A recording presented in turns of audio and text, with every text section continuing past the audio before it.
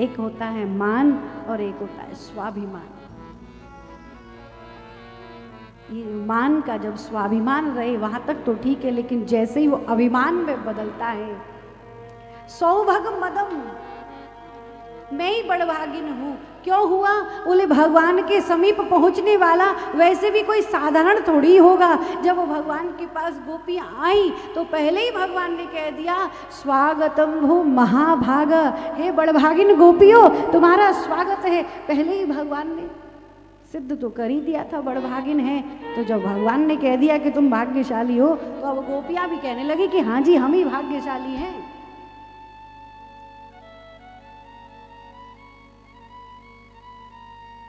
जैसे ही गोपियों पर आज इनके मान को दमन करने के लिए ठाकुर जी कहते हैं सोना हो तो खरा हो, मिलावट ना हो, 16 आने सच्चा हो।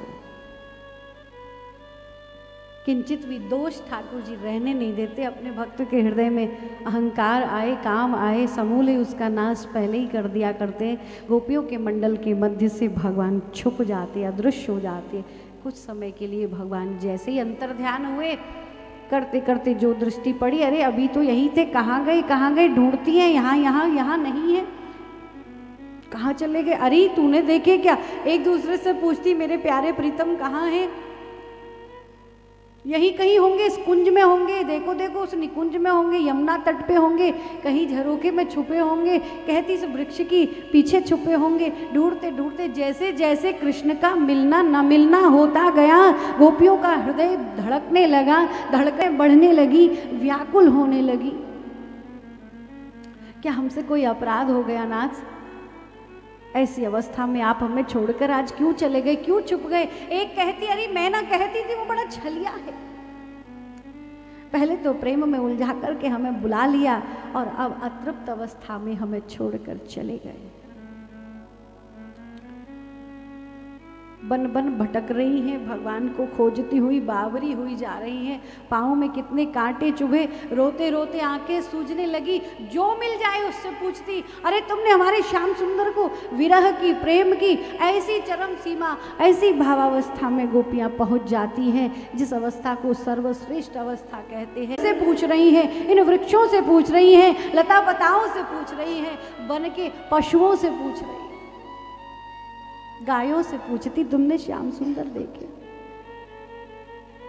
मालती, गुंजा आदि की जो सुंदर सुंदर मालाएं हैं, जो पुष्प खिले हैं, इन लताओं से, अरे वृक्षों से, हे अशोक, अरे आम्र वृक्ष से पूछती है, वट वृक्ष से पूछती है, हे वट आप तो सर्वश्रेष्ठ हो, आयु में सबसे बड़े हो, बताओ हमारे श्याम सुंदर को देखा?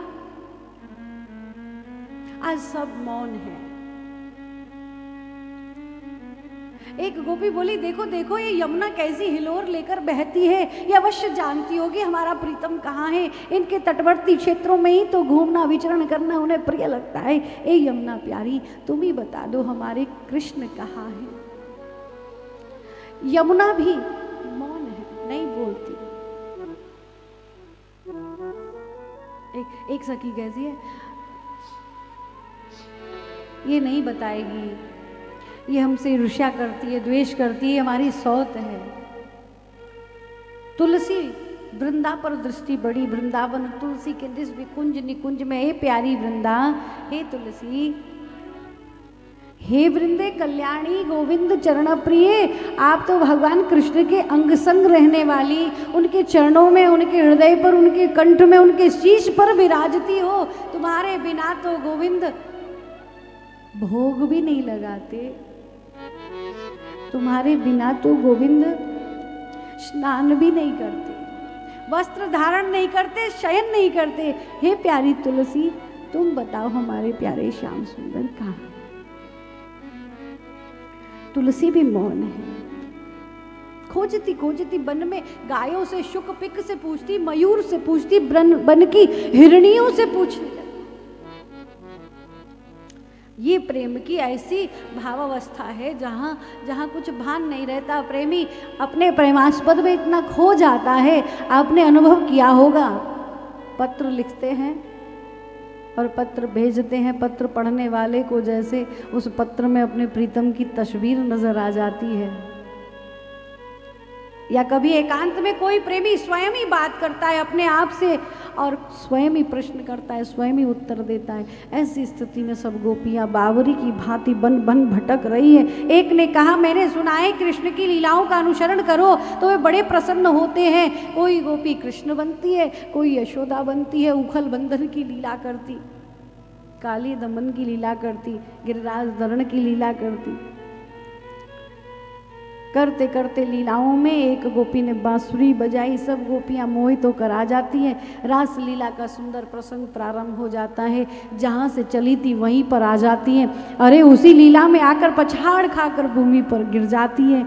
ढूंढते ढूंढते देखा, थोड़ी दूर तक तो भगवान प्रिया जी को अपने साथ में लिए। जब उन्हें मान हुआ, आगे एक कुंज में देखा कि गोपियाँ कहती, प्यारी हा नाथ रमण प्रेष्ठ क्वासी क्वासी महाभुज। थोड़ी दूरी पर उस कुंज में प्रीतम प्रीतम पुकारती स्त्र लिखित सी ऐसी वह किशोरी प्यारी प्रिया जो विराजमान है, वह भी प्रीतम के विरह में व्याकुल। एक विशिष्ट गोपी का भाव देकर के श्री शुकदेव ने प्रिया जी का दर्शन कराया है। गोपियों ने सोचा कोई तो बड़भागिन ऐसी सखी है जो कृष्ण के साथ है। अरे क्या वो तुम्हें भी छोड़कर चला गया? अब तो सारी गोपी मिलकर पुनः यमुना तट पर लौट आती है कि जितना आगे जितना वन में और दूर जाएंगी कृष्ण हमसे दूर ही जाएगा। मैंने सुना है जो वस्तु जहाँ खो जाए वहीं ढूंढना चाहिए। घाट पर आ गई, उच्च स्वर में रोते हुए भगवान को पुकारती।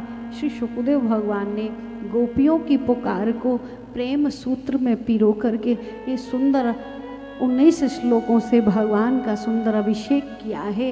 प्रेम जल अश्रुओं से भगवान के चरणों में ये पुष्प चढ़ाए। अब तक नहीं आए गोविंद, गोपियों के इन तानों को सुन करके भगवान चले आए।